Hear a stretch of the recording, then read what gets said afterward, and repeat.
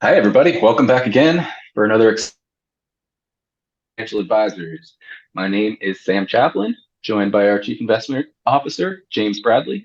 Welcome, James. How are you doing, Sam? I'm doing well. Thank you very much. All right. Our goal is to keep it short for you today, hit all the high points. Let's jump right into it. Number one, inflation. Still going to talk about inflation. It's not gone yet. It is getting better. Yeah. The top chart here is going to look at PC inflation, dispersion between inflation on goods and inflation on services. Overall, PC inflation has come down from 7.12% down to 3.4. This is the Federal Reserve's preferred measure of inflation. Goal there is to get it to 2%. So still higher than we want to be, but much better than where we were not so long ago. The interesting part about this chart is you'll see the dispersion between services and goods. Services still showing some pretty significant inflation at 5.4%, while goods are declining. And that has a lot to do with the bottom chart there, how interest rates have been risen by the Federal Reserve pretty significantly over the last couple of years. So those interest rate increases have done a lot to keep a lid on the prices of goods. You can think like an automobile. When your financing rate goes up, you're less likely to purchase an automobile. Less so on the services side. Example I like to give there is auto insurance, right? You're not going to not get auto insurance because interest rates went up. I wish it was that easy sometimes, but and then the other factor to notice there is that services often operate with more of a lag. Not only does interest rates not affect the price of insurance, but your insurance company can't raise your insurance rate on you until your term comes to an end. So there's kind of a rolling factor there that happens over a period of time. On the bottom, the increase in interest rates, pretty consensus now that the Federal Reserve is done hiking interest rates. And the question is, when will they start cutting and how aggressively? So that's what the market forecasters are all watching and looking at the data to try to get a guesstimate on when the economy is going to slow to the degree that it will justify lowering interest rates to stimulate the economy, hopefully without reigniting inflation. So looking into the trailing data of how the economy has developed over the last couple of years, largely positive relative to a lot of doomsday scenarios people were worried about when the interest rate increases did happen. The concern is that interest rates go up, companies start laying off their employees, which means unemployment goes up, less people working means less people spending money, retail sales goes down. Consumer spending makes up about 60% of GDP. So then GDP falls off. We fall into a recession. That was the fear. This chart will show you that a lot of those things have not happened yet to any significant degree. Unemployment still historically low. Retail sales, even when adjusted for inflation, still pretty stable. And then real GDP at 3% is still above the long-term trend of 2%. So still looking at a pretty strong economy here overall from the trailing basis. Keep in mind that these are reports of past data that have already happened. We always want to keep a look at, data that are leading indicators, things that are going to potentially show the cards of what the economy is going to do in the future. So I'll kick it over to Jim for this next slide, which is looking at how the leading indicators have developed. Right. And when we talk about, hard landing, soft landing, those types of things, for those of you who aren't tremendously familiar, it's just a matter of how this cycle ends up in the markets. A hard landing would be kind of a hard recession where we, have pretty significant increase in job losses. And really a downturn in economic activity that's relatively substantial. Whereas a soft landing, we do kind of slow down and maybe even hit a recession, but not such a bad one as we've seen in some of these cases in the past. And then there's some that are talking about this no landing, ideal where we don't even slow down. We just keep on growing our way right out of this. One of the contra indicators to that last one would be where leading into economic indicators are. And this little chart of 12 different leading economic indicators across financial business activity and consumer areas. One of the things you can notice that on the left, we're looking at the most recent indicators, and as you go to the right, it's 1 and 2 quarters back. So back 2 quarters ago in September of 2023, I'd say the majority of these leading economic indicators were pointing toward a recession, either a soft landing or hard landing kind of recession. one thing that hasn't changed is that there are still some areas in the economy where these leading economic indicators are pointing to recession, but there's not as many of them as there were 1 or 2 quarters ago. So on a level, it's looking less likely like we see a sharp recession, but we'll continue to watch these as we go along. But at the same time, you'll notice there's a big absence of any green here, anything that indicates expansion in any particular area. So I think the school of thought that thinks that we get through this without any substantial slowing of the economy at all is maybe a little bit far-fetched, and we should be prepared for a bit of a slowdown. Going to the next slide, we looked at, how have markets responded, especially given this kind of improved, although muted outlook coming at us from the leading indicators. And the answer, as you can see, is that since October of 2023, it's been doing quite well on the stock side. So the stocks, or the Morgan Stanley Capital Index All Country World Index that we use to kind of track global stocks, has really shown some good performance over that period of time. So over the trailing 12 months of just above 23%. By any means, that's a good stretch of returns for stocks. But what about bonds? And that's the PFA teal line that we see here. Bonds haven't done much, and that makes a little bit of sense to most of us who watch bonds. Bond prices are quite often driven primarily by interest rate movements. And they're really, if you remember, over the past 12 months, haven't been all that much in the way of interest rate movements.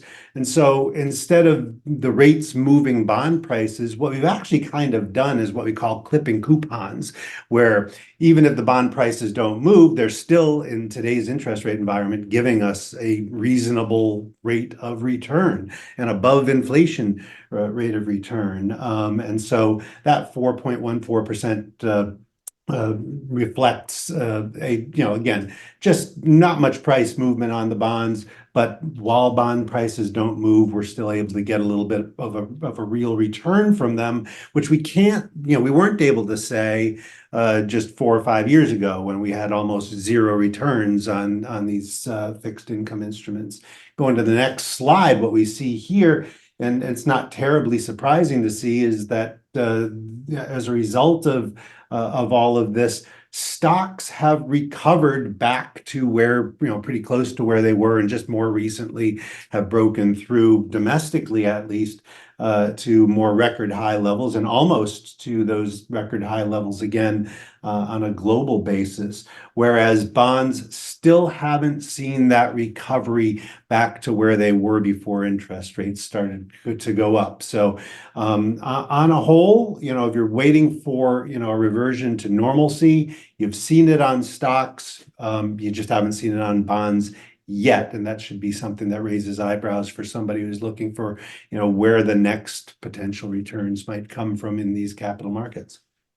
Over to Sam for some talk about interesting things like valuations. Yeah, well, whenever you see a massive run up in stock prices like this, a really banner year, you have to question, is it justified? Where are the valuations at now? Are things getting expensive? Where are they getting expensive? So this next slide will look at price to earnings ratios on a trailing basis. So how much in price are you paying for the earnings the company has made over the last 12 months? You'll see here that largely the biggest benefactors of the market rally over the past year has been the Magnificent Seven, which are the largest 7 tech companies in the US. A whole lot of the upside has been driven by these companies based on AI optimism. Those are looking pretty expensive on a trailing basis, 38.5 relative to the S&P itself, down at 23.9. So they are very much the most expensive companies that are out there right now. Expensive isn't always bad. Things can be expensive for a good reason. They can be cheap for good reasons. They can be, just valuations themselves. It doesn't drive the whole story. But you'll show they are the most expensive there relative to the S&P, and then a couple of international benchmarks. EFA is international developed, and then MSCI EM is emerging markets. So those are still looking pretty cheap relatively. So once again, this is on a trailing basis, but what we're really worried about is what is the price you're paying now versus what the company's going to make over the next 12 months. So we're looking at that leading PE or forward PE here on the next chart. And so you look at that trailing PE, and a question we get a lot is, are we in another tech bubble? So we want to address that here. On the left side, you're going to see forward PEs during the tech bubble of some of the largest companies that were involved in that. You can see how they really shot up relative to what the company was expected to make over the next 12 months. People were paying a lot more than they are currently. On the right side, where you can see those forward PEs are much more in line with the recent history. So the difference here, and the reason we think not in a massive tech bubble, is that the companies are actually growing earnings fast enough to justify these higher prices. And another stat that I think is useful is that during the tech bubble back in late 90s, 2000, the top 7 companies were valued at a PE of about 52 times. Right now, those top 7 companies are about 25 times. So much more reasonable, historically speaking, because companies are growing those revenues really fast, even though expectations are high.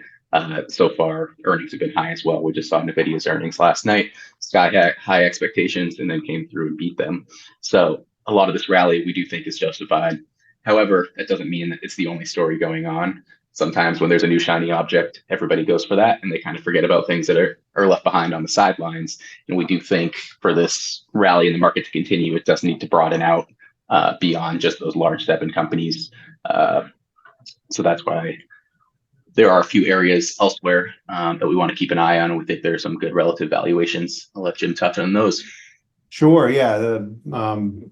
Like Sam says, there may be justification to the high amount you're paying to get a dollar's worth of earnings off of some of these companies, especially if they continue to grow at really great paces. But historically, that growth dynamic, when you compare it in the markets to value companies, which aren't companies that necessarily grow quite as quickly, but tend to be a little bit more reliable when it comes to earnings and dividend payments and those types of things, there tends to be a little bit of shifting back and forth in the market. And when one outperforms for a long enough period of time, the other usually comes back and takes its place. And this graph shows that really well, going back way to around 1990.